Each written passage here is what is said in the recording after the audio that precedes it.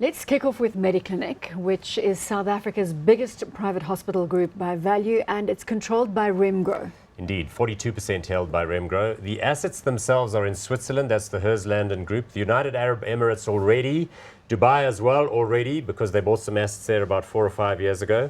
The UK as well, which Joseph mentioned a minute ago, 30% stake in Spire Healthcare, and then of course all of the Mediclinics here in South Africa. And as we mentioned earlier, they are trading under cautionary due to a possible deal with Al Noor Hospital Group in Abu Dhabi.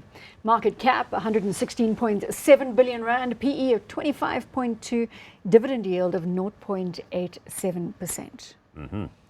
Well, we saw them moving higher in the portfolio. They have been under pressure for a while, given the rights issue. We did follow the rights issue, Paul. Even in our portfolio, we did, yes. Joseph? Very interesting. I think I would like to pick what Paul said, that obviously people are getting richer as they get older. I'm not quite sure about that, but certainly in Europe. Not all of them, but certainly in Europe, I think you've seen obviously that, there's the population is a bit older in Japan, and I guess in most of the advanced economies is the age group is quite high. So certainly I think it's very good for Mediclinic. They have been under pressure, went down to about just below 100 from highs of about 130. So currently we are sitting at about 119. So the momentum is up. It's a growth story for me. The dividend yield obviously is quite low.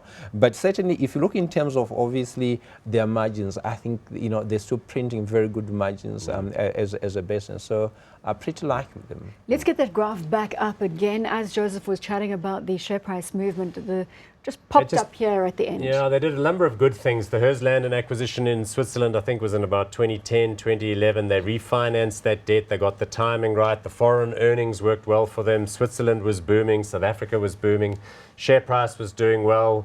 The rights issue to fund the Spire deal came at a bit of a tricky time for them in the middle of this year. The markets got a bit soft, as we know, in the last 6 months. So it was perhaps seen as being a bit too frothy. But in recent days, it's moved sharply back up again, because I think people are getting the sense that it's not sitting on its hands. It's moving aggressively. The You've long been a believer of this story.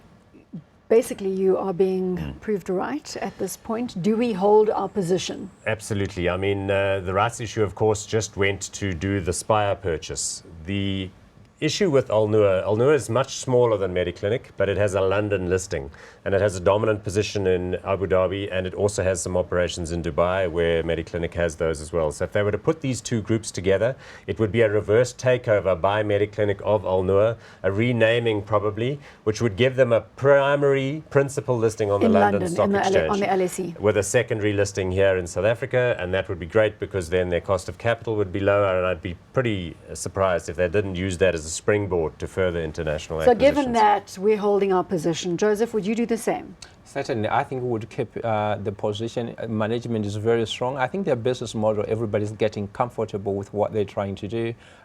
You wouldn't be selling. Hot or not? It would be hot. Paul, hot or not? Yeah, the business model just keeps on running. All of those top-end physicians and other medical specialists operating out of their premises. So they have a lot of work to do still, I think, in terms of medical technology as well as accounting and other client record technology to make the margins even higher. So unqualified hot for this one. Double hot coming in for Mediclinic.